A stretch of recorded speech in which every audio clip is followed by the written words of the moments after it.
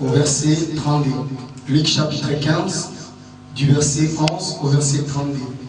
Je vais lire au nom du Seigneur. Je crois que nous sommes là. Luc 15, à partir du verset 11 au verset 32.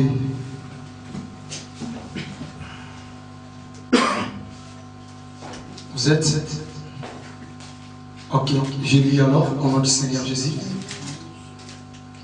Il dit encore, un homme avait des fils. Le plus jeune dit à son père, mon père, donne-moi la part de mes biens qui me doit revenir. Et le père leur partageant son bien. Peu de jours après, le plus jeune fils ayant tout ramassé, partit pour un pays éloigné où il dissipa son bien en vivant dans la débauche.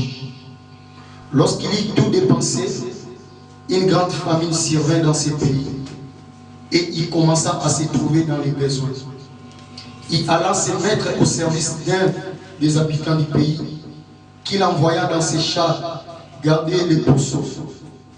Il aurait bien voulu se rassasier des carouges que mangeaient les pourceaux, mais personne ne lui en donnait.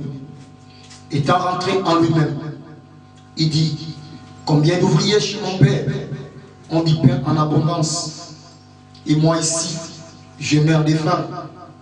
Je m'élèverai, j'irai vers mon père. Je lui dirai, mon père, je péchais contre les ciels et contre toi. Je ne suis plus digne d'être appelé ton fils. Traite-moi comme l'un de tes ouvriers. Et il s'éleva et alla vers son père. Comme il était encore loin, son père le vit et fit ému de compassion. Il courut se jeter à son cou et l'embrassa. Le fils lui dit, mon père, je péchais contre les ciels et contre toi. Je ne suis plus digne d'être appelé ton fils. Mais le père dit à ses serviteurs, apportez vite la plus belle robe et revêtez-le. Mettez-lui un anneau au doigt et des souliers aux pieds. Amenez les veaux gras et tuez-les. Mangeons et réjouissons-nous. Car mon fils, que voici était mort, il est revenu à la vie. Il était perdu, il est retrouvé. Ils commencèrent à se réjouir. Or, le fils aîné était dans les chars. Lorsqu'il revint et approcha de la maison, il entendit la musique et les danses. Il appela un des serviteurs et lui demanda ce que c'était. Le serviteur lui dit, ton frère est de retour et ton père a tué les veaux gras parce qu'il a retrouvé en bonne santé. Il s'est mis en colère et ne voulut pas entrer. Son père sortit et le pria d'entrer. Mais il répondit à son père, voici, il y a tant d'années que je te sers sans avoir jamais transgressé tes ordres. Et jamais tu m'as donné un chevreau pour que je me réjouisse avec mes amis. Et quand ton fils est arrivé, c'est lui qui a mangé ton bien avec des prostituées. C'est pour lui que tu as tué les veaux gras. Mon enfant, lui dit le père, tu es toujours avec moi. Tout ce que j'ai est à toi. Mais il a fallu bien s'égarer de se réjouir parce que ton frère, que voici était mort, qu'il est revenu à la vie, parce qu'il était perdu et qu'il le retrouvait. Parole du Seigneur. Dieu est tout-puissant. La parole qui était avant le commencement. La parole du commencement vient nous parler et vient nous édifier. Que cette parole ne soit pas en vain, éternel Dieu de gloire, mais que cette parole soit une source de vie et de bénédiction pour la vie d'une personne qui nous écoute en ce moment. Viens disposer nos cœurs, viens préparer nos cœurs, afin que ces cœurs éternel puissent recevoir la sémence de ta parole. Loin de nous toute pensée qui n'est pas de toi, tout esprit de distraction pendant cet instant, je le rends nul et sans effet.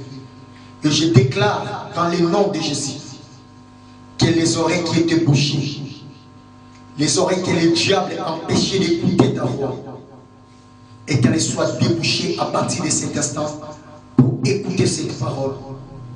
Cette parole qui sera une parole qui va restaurer la destinée d'une personne, qui va changer l'attitude, la disposition de la destinée de quelqu'un pendant cet instant.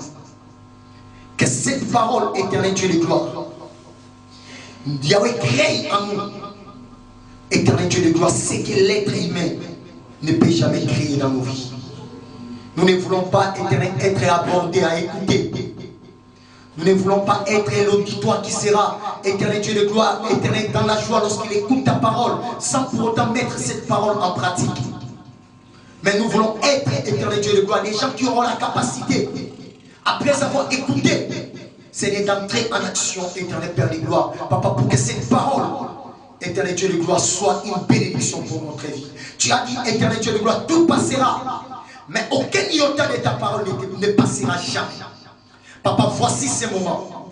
Éternel, que tu veux insister, que tu veux frapper encore. Éternel, à la porte de nos cœurs, éternel Dieu de gloire. Pour que, éternel Dieu de gloire, ceux qui s'est dirigé vers le chemin de la perdition, retourne, éternel Dieu de gloire, dans ta maison. Tu as parlé la semaine passée, au travers la bouche de ton serviteur. Voilà aujourd'hui, éternel, tu nous retiens encore, éternel Dieu de gloire, dans ce passage, éternel Père de gloire. Papa, pour nous interpeller, pour nous parler, pour nous motiver et pour nous encourager. Béni sois-tu à jamais. Toi qui ouvres les ciels pendant cet instant, éternel Dieu de gloire, et que tu déverses la rosée de ta bénédiction au travers de cette parole, mon Dieu, mon roi. Merci parce que cette parole, éternel Dieu de gloire, et on ne sera pas une simple parole, mais éternel, ça sera une parole remplie de vitalité et remplie de force et de puissance. À toi toute la gloire et à toi toute l'honneur. Je scelle ces moments, je couvre ces lieux par ton sang. Merci pour tes anges. Merci, éternel Dieu de gloire, pour ton esprit qui va parler. Moi, je suis qu'un simple instrument. Merci de m'utiliser. Merci de me remplir. Merci de me donner, de me communiquer la main qui sera fraîche. Papa, enfin de donner cela à ton peuple. Papa, pour que ton peuple soit nourri. Éternel Dieu de gloire, de ta parole, éternel Dieu de gloire. Car tu as dit au dernier temps, ton peuple, ils seront enseignés par toi.